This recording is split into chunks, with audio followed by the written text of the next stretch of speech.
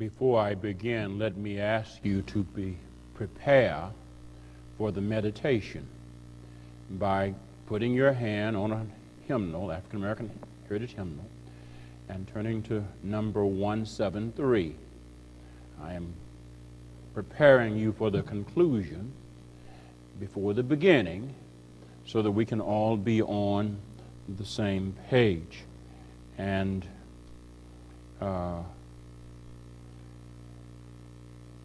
now I've kept faith with the note that Cindy placed on the pulpit for me to remember, because she knows that I would otherwise have forgotten to tell you. Amen. While reflecting on the lectionary passage from Isaiah, I recalled the lyrics and mood of a song. Perhaps you may recall these lyrics. All the leaves are brown, and the sky is gray. I've been for a walk on a winter's day. I'd be safe and warm if I was in L.A., California dreaming on such a winter's day. You may recall that if I sang it.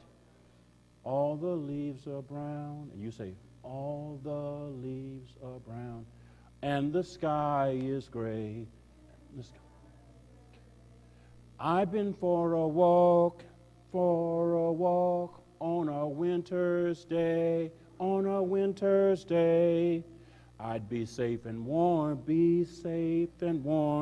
if I was in L.A., if I was in L.A., California dreaming on such a winter's day. You recall that? Yeah. You recall those as being the lyrics, don't you, Faye, of California Dreaming, the pop tune sung by the Mamas and the Papas and written by John Phillips and Michelle Gilliam. In the song, a person fantasizes about being in warm Los Angeles. Why? Because they are in wintry New York. They are in winter's New York, and they fantasize about being in warm Los Angeles, and so they sing, California dreaming on such a winter's day. Now, look at the lectionary passage again from Isaiah. Do you recognize the longing and the yearning? The prophet shares a vision of a future idyllic time. In days to come, the mountain of the Lord's house shall be established as the highest of the mountains and shall be raised above the hills. All the nations shall stream to it. Many people shall come and say, come, let us go up to the mountain of the Lord, to the house of the God of Jacob, that he may teach us his ways, and that we may walk in his paths. That vision inspires the prophet to speak of a time when the world will seek and heed God's truth. For out of Zion shall go forth instruction, and the word of the Lord from Jerusalem. That vision inspires the prophet to speak of a time when the judgment and peace and justice of God will be how differences are resolved in peace rather than by the weapons of war. He shall judge between the nations and shall arbitrate for many peoples. They shall beat their swords into plowshares and their spears into pruning hooks. Nation shall not lift up sword against nation, neither shall they learn war anymore. Do you sense the longing of those words? The prophet's words are sort of a biblical version of California dreaming on a winter's day world that constantly bleeds and weeps from warfare and other forms of violence. Those words were written by the prophet and spoken by the prophet when the nation of Judah was besieged and under attack. And the prophet, in the midst of that siege, in the midst of the dark days of that siege, speaks these words to a troubled king wondering what the future will be of their nation. The prophet's words sound like California dreaming on such a winter's day as water protectors and protesters at the Standing Rock Reservation are bleeding and weeping and praying for deliverance from a threatened oil pipeline that would run under the Missouri River, the source of water for the Standing Rock Sioux, and would endanger sacred burial grounds. The prophet's words sound like California dreaming on a winter's day in a world where Israeli settlers are forcibly and openly stealing land that has belonged to Palestinians for generations. The prophet's words sound like California dreaming on such a winter's day in a society where the next president of the United States bragged that his wealth and celebrity status allowed and entitled him to sexually assault women and invade the dressing area of women contestants in beauty contests. The prophet's words sound like California dreaming on such a winter's day in a society where homeless and impoverished persons are all around us while others are spending record amounts to buy consumer goods and toys and make merry at lavish parties this holiday season. Like California dreaming, the prophet's words are wistful. Like California dreaming lyrics, the prophet's words convey a deep sense of a longing that someday we will not live in a world wounded and weeping because of war. Like California dreaming lyrics, the prophet yearns for a time of justice when the poor, weak, marginalized, and unpopular will not suffer because societal power operates against them and for the wealthy, the strong, the privileged, and the celebrated. The prophet's words speak strongly to us, yet honesty forces us to admit that we do not live in that kind of world. Centuries have passed since the prophet's words were first uttered, written, heard, and read.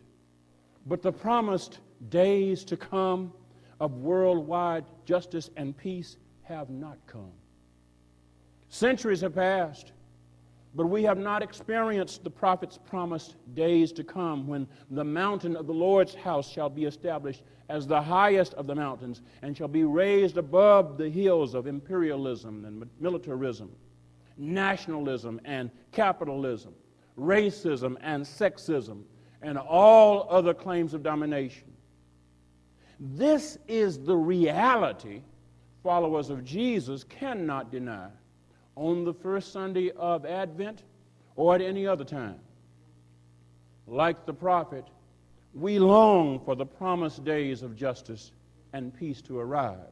We wait for that time, yet watch the events of our time with heavy hearts and sad eyes. It is tempting, therefore, to dismiss the prophet's version of time, the prophet's vision of time of worldwide justice and peace under God, as being miserably naive, if not so absurd that we ridicule it as being almost insane. I mean, the hills of imperialism, colonialism, nationalism, racism, sexism, capitalism, militarism, and the idolatry of self-worship are all around us and seem to be getting taller and taller. Those hills are constantly competing for our attention. our loyalty, our energy, and they are constantly sucking at our hope. The hill of militarism claims that we can only have peace if the people with the most weapons, whether personally, nationally, or globally, are established as the highest of the mountains, and then the rest of us do what they say. The hill of tribalism claims we can only have peace if the tribe of our ethnic group, our political party, our gender, our nation is established as the highest of the mountains. The hill of capitalist materialism claims that peace will only happen when the profit-driven obsession of capitalism, marked by addiction to buying and selling and stealing, stealing, is established as the highest of the mountains. And so if we can just get enough stuff, whether we buy it, whether we sell it, whether we trade it, or we steal it, then that will be the mountain on which peace comes from. We are gathered, however, and now faithfully ponder and proclaim a promise that a prophet received from God centuries ago. We ponder and proclaim a promise, God's promise, that God will overcome, overshadow, outlast, and yes, overrule all the hills of human sin, violence, alienation, and injustice. We ponder and proclaim on this first Sunday in Advent God's promise to establish the mountain of the Lord's house above the hill of racism. We ponder and proclaim God's promise to establish the mountain of the Lord's house above the hill of nationalism and fear of strangers, xenophobia. We ponder and proclaim God's promise to establish the mountain of the Lord's house above the hill of sexism, male supremacy, patriarchy, homophobia, and misogyny. We ponder, we proclaim God's promise to establish the mountain of the Lord's house above the hill of imperialism. We ponder and proclaim God's promise to establish the mountain of the Lord's house above the hill of commercialism and capitalism. And we ponder and proclaim God's promise to establish the mountain of the Lord's house above the hill of self-centered, self-serving, self-righteous, and self-worshiping religion. We are not naive. We are not fools. And we are not insane. No. We are simply people who know that God's ways make for life, justice, and peace in a world obsessed, weeping, and wounded from its suicidal addiction to conflict, violence, and war. We are not naive. Say that. We are not naive. We are not fools. We are not insane. No. We are people who know that the loving and the welcoming ways of God that Jesus taught are just and true, and the fearful and hateful ways of nationalism and tribalism and xenophobia are lies. Repeat after me. We are not naive. We are not fools. We are not insane. No. We know that the paths and the ways of the mountain of the Lord are right, and the other hills are wrong. Repeat after me. We are not naive. Look at somebody and say, we are not fools. And we are not insane. No. We are people who know that the justice of God is higher than all human legalities, human legalisms, and legal pretensions that favor the privileged, favor the wealthy, favor the powerful, and oppress the unpopular, the poor, and the weak. If we appear to be California dreamers in this winter's day world, we are not naive. We are not fools. We are not insane. Why not? Because, like the person in New York knows there is a place called California, we who live in the winter of this world know God's promise is true. And the truth that will overrule the painful days and the hellish nights of this winter's day world. You understand, California dreaming is foolish if there is no California. California dreaming is insane if there is not good weather in California. California dreaming is naive if California feels like Alaska. But California dreaming on a winter's day is a good song. If you know that in San Diego and LA, hello, folks are walking along the beach. God has promised a time of justice for the world. There is a beach. God has promised a time of peace in the world where people of all nations will rejoice in manufacturing tools to produce life-giving food, plowshares and pruning hooks, rather than life-taking fighting weapons, swords and spears. God has promised, not me, not some president, not some potentate, not some king. God has promised to overcome the long winter's night of human injustice, violence, and weeping. God has promised to establish God's light, loving light, healing light, worldwide peace and community living light, righteous light, welcoming light, extravagantly generous light. And because we believe God provided proof of that promised light in Jesus Christ. Hello? If there were no Jesus Christ, we look fools, okay? But God has shown us what the leadership of that kind of world looks like, and it doesn't look like your favorite president or your most unpopular president. It looks like Jesus. It looks like Jesus. We are not dreamers. We are responding to the prophet's exhortation. O house of Jacob, come, let us walk in the light of the Lord. Let us walk in, meaning live according to the light of God's justice and God's truth and God's peace. Let us call and welcome and live in community with people with every nation, every language, every culture, every type of sexuality, every sexual orientation, every gender identity, every creed in the light of the Lord. We are not fools. We are not naive. We are not insane people of fantastic longing.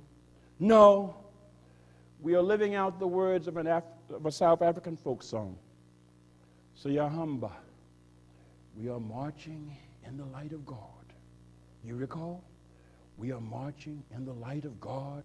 We are marching in the light of God. We are marching in the light of God. We are marching in the light of God. We are marching. We are marching. We are marching in the light of God. We are marching. We are marching. We are marching in the light of God. We are marching because we believe God's promise to the prophet to be true. We are marching because we know the way of Jesus is better than the way of empire.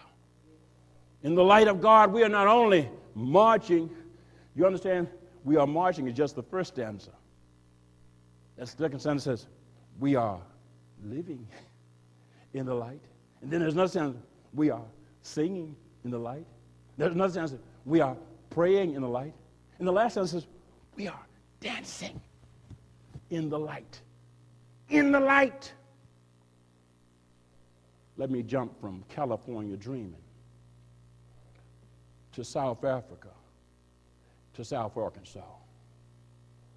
My elders in rural southwest Arkansas, the Rosenwald community between the towns of Antoine and Delight in Pike County, taught us a Negro spiritual titled Down by the Riverside that became popular when the Fisk University Jubilee Singers and Jester Harrison would sing it.